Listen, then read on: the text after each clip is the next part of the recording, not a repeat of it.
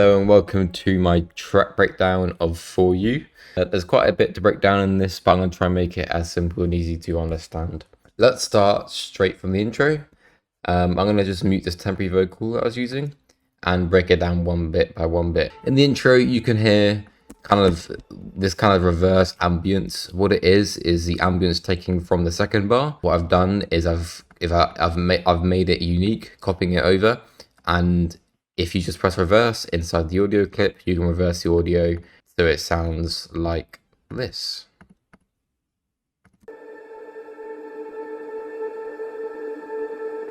And I did this for the guitar loop as well. This kind of soft lead you can hear here is kind of like a temporary melody. And it's kind of playing the drop melody, but just a bit different, just a kind of questioning what the main drop will sound like. So after the intro, we got the first bar of this guitar is playing. This guitar was taken from a sample pack done by a big producer called Aspire, who signed to Stand Records. Processing for the guitar was pretty simple. It was just reverb and 2 EQs. This is what it sounds like without any processing. And then with the processing, reverb and EQ, just makes it a bit softer. The reverb wasn't too heavy. It was only a 19% mix at 2 seconds. I had no pre-delay on, but I also cut 10k hertz and I low cut 500 hertz to be sure that the reverb wasn't escaping into any unnecessary frequencies. I cut out 100 hertz to make sure there was no sub frequencies playing in the guitar, and there was some not nice kind of like mid to high mid frequencies playing around 1500 that were quite harsh, so I turned them down. And I also cut about 25k hertz, which is where this starts, just to cut out the frequencies that you can't hear anyway. So it isn't complicated. Again, this track is very heavily influenced by ambience and tonal layers and audio. As you can see from patterns, there's actually only maybe 6-7 unique patterns, but it's heavily built up with lots of tonal ambience, drums, which have to be very carefully mixed. Otherwise, what can happen is it can really ruin the track. And so if I just play you really everything without any ambience, it is just this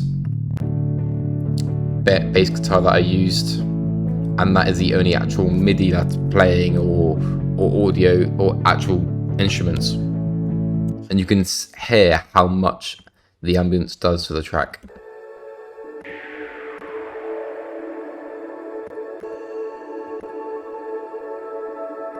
Again, it's made up of multiple layers. I made sure that each layer was panned correctly, and I also volume automated each ambience to make sure it fit in the mix okay.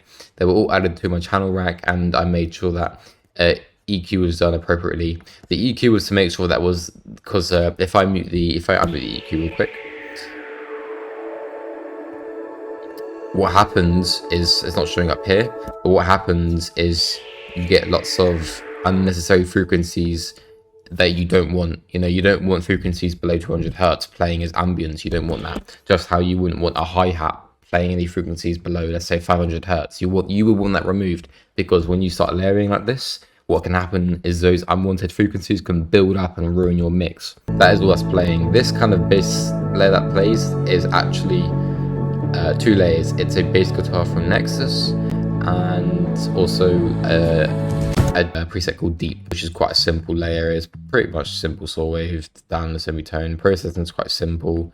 You can see the matrix here. There isn't a lot going on. It's pretty simple, nothing ever complicated. So that plays for 2 bars, and then I build up using transitions here. When we're going into this bar, I bring in a kick, which is different from the drop kick because I wanted them separate. So what we've got here is pads from Silent 1, and the way these are processed is pretty simple as well. I added reverb, some upwards and downwards compression. I enhanced the stereo a bit, made it a bit wider, and ignore why this is Little Alter Boy, but this is actually Pro Q3. This isn't Little Alter Boy. You can see that I EQ'd here as well. I increased the mids, gave it some body, cut out 200 hertz to make sure there was no unnecessary bass frequencies messing with my bass layer, and I cut out about 8k hertz, where I wanted to give room and kind of give room to the high frequencies and let the drop drop hit the high frequencies when that came. We've got the bass layer. We added a big piano. That's quite hidden in the track. It's actually made up of 3 layers. They're all Nexus layers. You got a battleground piano, you got a Bootle piano, and you've got a Bimhus 1. And these are all added to the same mix channel rack. And the processing is pretty simple. Processing is some OTT, which is again multi-band compression, some reverb, and then I had 2 EQs. I gave it some body. This was actually a high cut filter that I automated. As you can see, when I try and drag it, it comes back because it's automated, and some compression.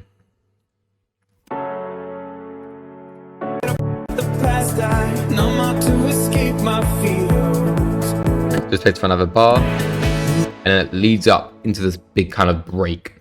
And you can see from the project that this guitar loop I mentioned earlier, it just plays throughout the whole track, and it is completely automated with just EQ, and you don't really notice it because when the guitar is EQ'd, you kind of forget about it, and that's the whole purpose. Is it's supposed to be kind of hidden in the track until you kind of remember it again when it's being filtered here.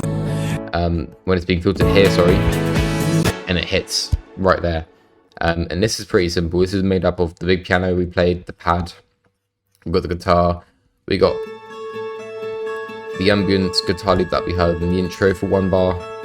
Added a bit more ambience. We got a drone, we got some kind of natural ambience here, we got downlifters, and we got this clap that we added for every single beat.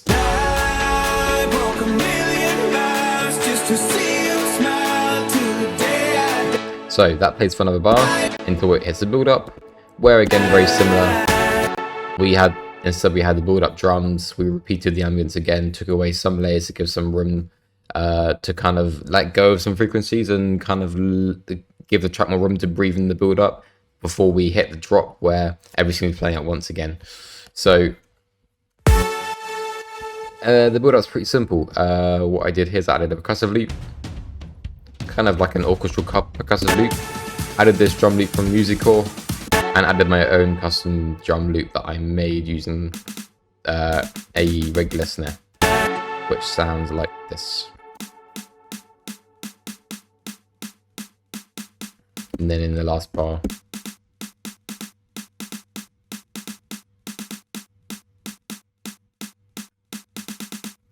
and it kind of is like intimidating the melody, almost.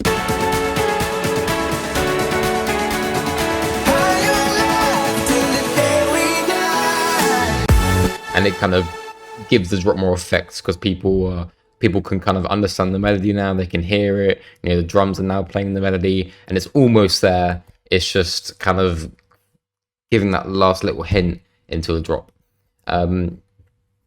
There's one key automation here, and automation in the build-up's probably quite important. We've covered high cutting the guitar loop, etc., but actually there's some interesting automation in the build-up.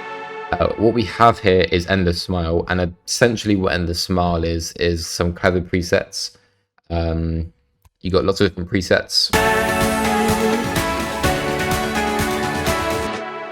and what they essentially do is add multiple different effects to create kind of like suspense, and makes it more dramatic and kind of lifts up all those low frequencies and kind of as reverb delay, and you can hear it. So you can hear it.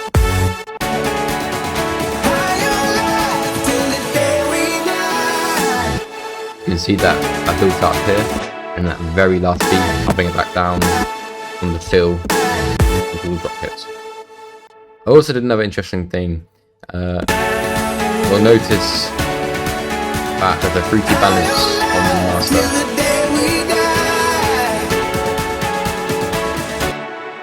And what a clever trick is if you automate the balance of the master just 2 decibels, you can see just a tiny bit just before the drop hits. I don't know why it's not changed, but it did. If you just turn down, you can see it's just ever so slightly turned down and then back up again. And what this does is just make the drop appear louder, even though all you've done is recalibrate people's ears to a lower sound in the master. So I've turned down the master just 2 decibels in the build up so that when the drop hits, it actually sounds louder and it's kind of like a placebo effect. So let's talk about the drop. Let's talk about the lead layers, which I think is one of the most important bits. The lead is made up of 7 layers, and I'm going to talk through them. I made sure that all the lead layers had no delay or reverb processing inside the synth because I wanted to manually control that. There is EQ enabled in the synth, but that was just to manipulate the sound. So we got let's start with Nexus. So here we've got a string instrument.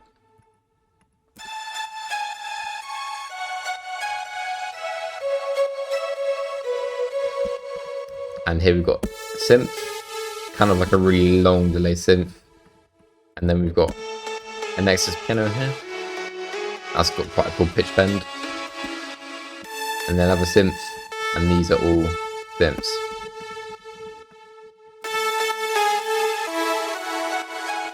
So let's talk about the processing of the leads. So I did things a bit differently in this track. In a lot of tracks, I like to kind of put a lot of the leads together in one track and kind of process them all the same. But I did things a little bit differently. I decided to do that, but just a bit differently. What I've done is I've put each lead on a different mixer track and linked them all to a bus. And this lead bus is where the main processing is. But I wanted to EQ and pan each synth differently. For example, this spiccato instrument was panned to the right 34%. This synth was panned to the left 54%. And this was panned, this was panned, this was panned. You can see that I added some distortion to this one, and the EQ was a bit different. This one also, the EQ was a bit different. And you can see I did this for every single instrument, and then I processed all of them together afterwards. So this is mainly the lead processing. What I have here is the reverb. Now, the reverb is automated with this peak controller, and you can see that when the leads play, the peak controller starts playing as well, and you can see the mix level on the reverb inverts when you play, right? And this is just to give the leads a bit more room to breathe. As you can see, the mix is on 71%. So essentially what this is doing is turning down the mix of the reverb, except I've linked the peak controller to the actual mix of the plugin rather than the mix of the actual reverb. Again, I've high cut at 10k and low cut at 500 to make sure the reverb is controlled and not going into frequencies that might ruin the mix. And about a decay of 3.97, which I felt like was a sweet spot in the mix because I wanted quite a heavy reverb mix in the drop. So we've got some distortion, we've got 2 EQs going on. We've got the first EQ that's kind of giving the 10k hertz about a 1 dB push. This is just to kind of give the high frequencies a bit more presence. I cut about 320 hertz to make sure there was no unnecessary frequencies being played, and just turned down about 500 here, where I could hear some frequencies interrupting with the bass layers. Here I've cut 21k hertz to make sure there was no harsh frequencies playing. The second EQ basically is just the high cut. This is just the high cut of from the build-up playing, as you can see here. Then we've got stereo enhancer. This is basically, as I said before, enhances the stereo width of the leads. If I turn it back to normal, you can see how much difference that makes. Here I've got, again, multi-band compression at 25% depth, which isn't too harsh. I didn't really mess with the high, mid, or low controls. I liked that normal because I had multiple EQ on this anyway. I adjusted the out gain just minus 1.9 decibels and brought the in-game up just to give it a bit more tension. We've got some transients going on here. So what can happen is you can lose transients in your mix quite easily, and this plugin basically kind of brings back that transients. You can go the opposite as way and go less transients if you want, But basically this knob, the more vertical you go, it hits harder. You can kind of hear how hard that hits. If you go this way, you can see that it just doesn't. So I did that, not by a lot, but like 15%. We talked about the peak controller, and then we got another EQ at the end of the processing, just to give the highs a bit more bump again, because I felt like they didn't have enough presence after the processing. And then I had a sidechain at mix of 69%. This is a plugin called Kickstart 2 by Nicky Romero. It's basically like an automated sidechain plugin. And I'd use this all the time, apart from when I wanted sidechain that wasn't four to the floor every time. As you can see, you've got 1-to-1, half, you got quarter notes, and you got eighth notes. Let's say you wanted sidechain not on any of these, then you'd have to manually control it. And you can do this within the plugin. You can do that within the audio and MIDI sections of the plugin. So this was then further processed was balance. This lead balance was just to control the automation of the volume throughout the mix. And I added a solid slate logic G master bus compressor, and you can see it compressing. So that's the leads covered.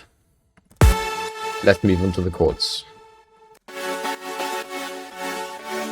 So the chords were made up of only a few layers. We've got 4 layers here. We've got a guitar, which I will play for you. We've got kind of this like weird synth. It's like an LFO synth, but I liked it. I thought I'd keep the kind of LFO effect because it kind of filled the gaps where the other chords were not playing, sorry. And this is all just kind of different sounding synths, but together they sound like all just one synth. The way I processed this, I processed them differently. For example, this synth was processed with multiple compression, added some fruity chorus to kind of make it feel more like chords, and some EQ again to give it some body, take away some of the low frequencies, take away some of the high frequencies that were kind of messing with the lead frequencies. On this kind of LFO chord, I did the similar things, except I added some saturation on this one. This is called Fast Master O, and then I went over and customized each band level. Again, this has got similar EQ, except I took away more of the mid-bass layers out, and I only kind of left the kind of mid to high frequencies. I didn't really want the LFO kind of sound messing with the lead melody, so I kind of took away quite a lot here. The guitar has, again, similar, but just a bit more distortion and saturation you can hear without any. It's very soft and quiet. I didn't like that, so I added some sausage fattener, added some saturation, added some EQ, except I kind of kept the high frequencies because the guitar was very mid-focused, so I kept them, and some compression.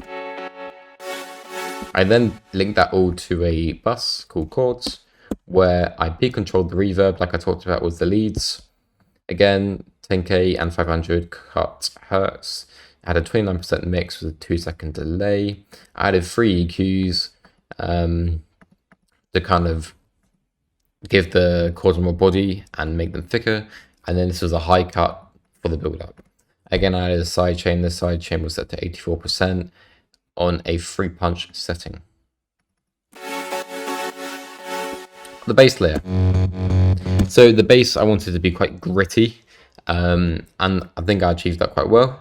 I will go through the bass layers now. So I've got this kind of weird sounding like slap guitar playing to really emphasize the like melody, but just in the bass notes. I've got this kind of warm, kind of gritty bass, and then I've got a more harsh gritty bass.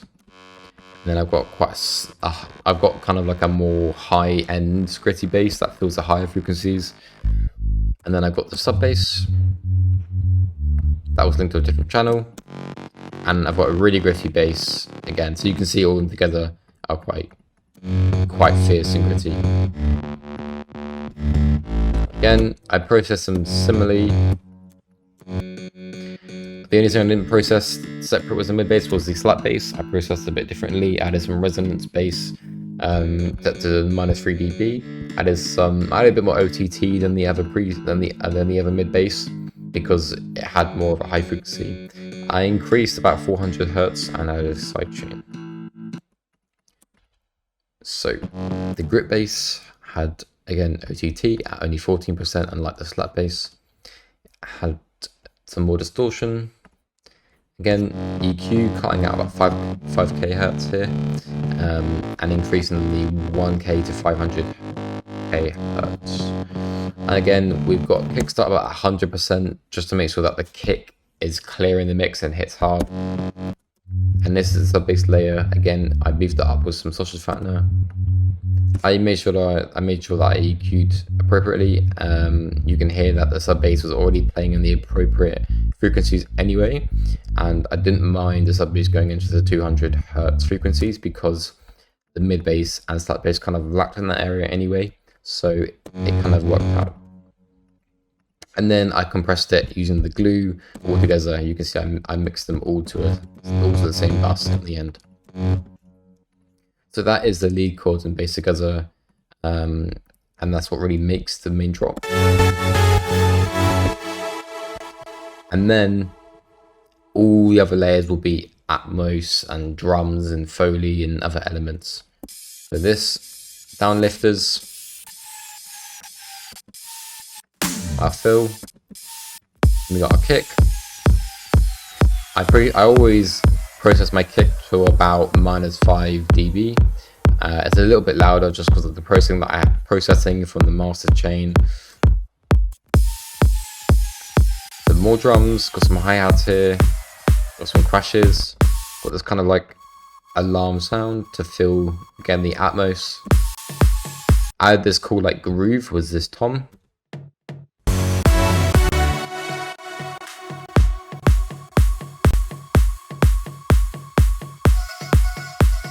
And you can hear, again, more Atmos in the second half of the drop. Got more effects, we've got crowd loop, cymbal effects, we've got this kind of cool downlifter effect. Got some claps, drop claps, impacts, we've got some fill loops, we've got a string loop, and the pitch bends for the leads. And very similar to the second half of the drop, except we added a clap that wasn't drop claps. It was a separate clap that was pre-shifted, and it was on every other beat. Now after the drop, impact, again layered, and then we come back to that reverse Atmos again. Again, very similar to the intro, except I introduced the pads early and the guitar was filtered again. Again, we introduced the Atmos again. Again, the kick comes again, and it's pretty much a repeat until the break before the build up. You can hear when you think that the build up's going to come, I kind of break completely and go into kind of like a very melodic and melancholy kind of break with this kind of lead guitar playing. And I processed it, and it just fit perfectly. It fit really well.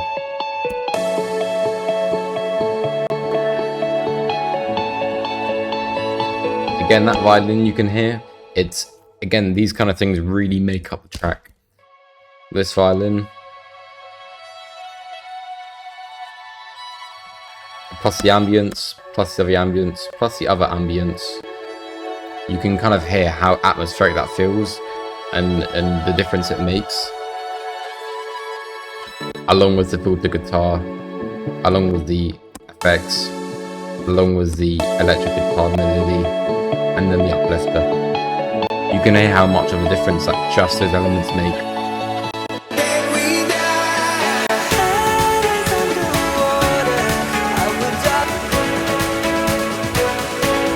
And then the build-up plays again.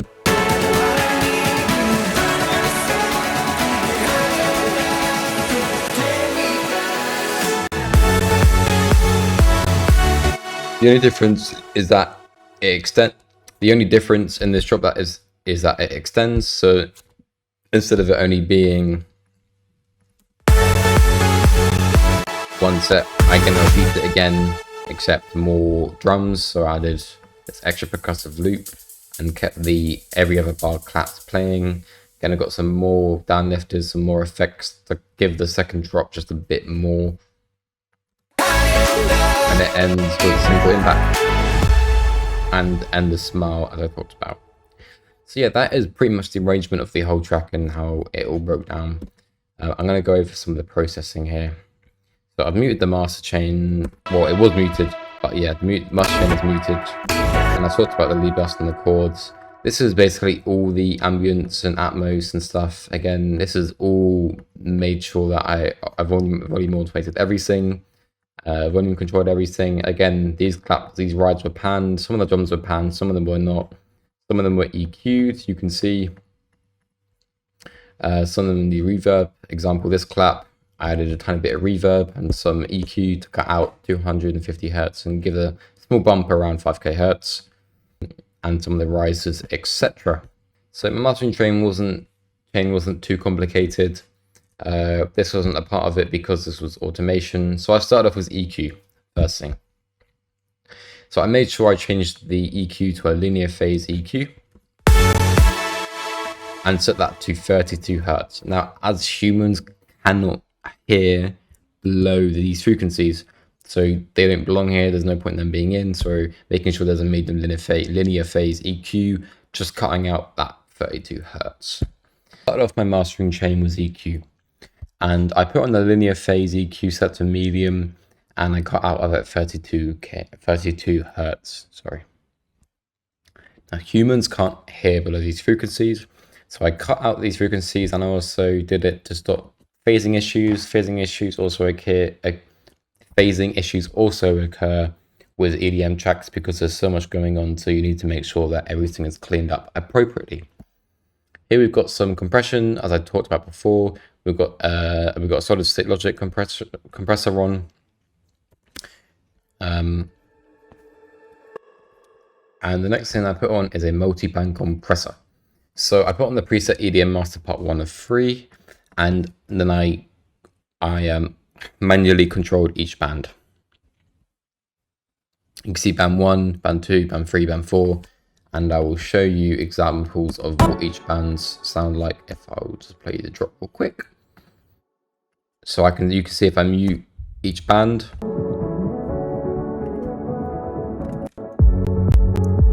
you can hear clearly each band.